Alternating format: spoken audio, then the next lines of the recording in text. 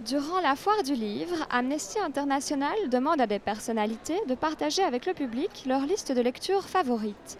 Jean-Paul Martoz, ex-rédacteur en chef du service étranger au journal Le Soir, était invité aujourd'hui avec Luc Pire, éditeur et administrateur d'Amnesty International, à parler de ces livres qui les ont marqués. C'est un exercice vraiment très intéressant parce qu'à la fois vous allez voyager dans des livres que peut-être vous avez déjà rencontrés ou vous ne connaissez pas à travers des personnalités et on en saura un peu plus sur eux aussi à travers, on sait très bien que les livres que nous lisons disent quelque chose de nous qu'on n'a peut-être pas envie généralement d'avouer ou qu'on cache ou qu'on ne dit pas bien et les livres le disent mieux que ce qu'on pourrait exprimer. Un des livres phares de Jean-Paul Martoz est Dans la peau d'un noir de John Howard Griffin, un livre qui a eu un impact considérable aux États-Unis.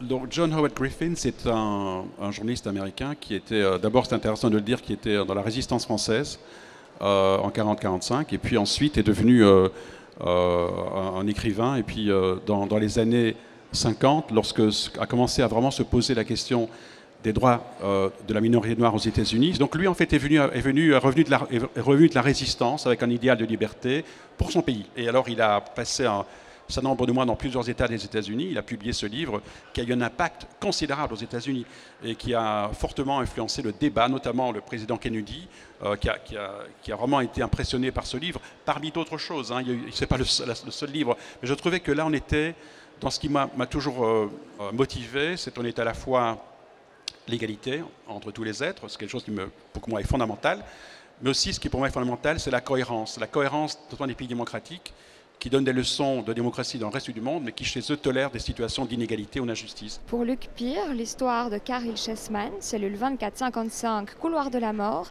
restera à jamais gravée dans sa mémoire. Chessman, il était dans le couloir de la mort et il faisait un plaidoyer parlant de son innocence et de son itinéraire. Donc il racontait sa propre affaire, évidemment il disait qu'il était innocent. Je ne sais toujours pas s'il est coupable, je ne sais pas si on le saura jamais, peu importe. Et moi je le lis, ça me touche évidemment, je crois que c'est un des fondements pour lequel je suis viscéralement contre la peine de mort. Mon père l'avait lu quelques années avant, il ne savait pas si Chessman avait été exécuté. Et personne ne pouvait me le dire. Et puis quelques années plus tard, vers 16-17 ans, on va à Londres et je rentre dans le musée des horreurs et là il y a une chaise électrique.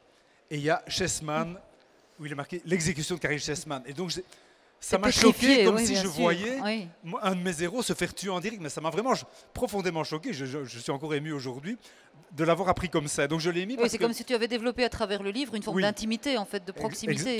Totalement. Oui. Jean-Paul Martoz et Luc Pire, deux figures importantes du monde littéraire belge, nous ont ici fait part de leurs livres phares, des livres qui ont forgé leurs convictions et engagements au sein de notre société. Ces deux personnes, au parcours impressionnant, nous emmènent finalement à des endroits où on n'aurait pas été par nous-mêmes.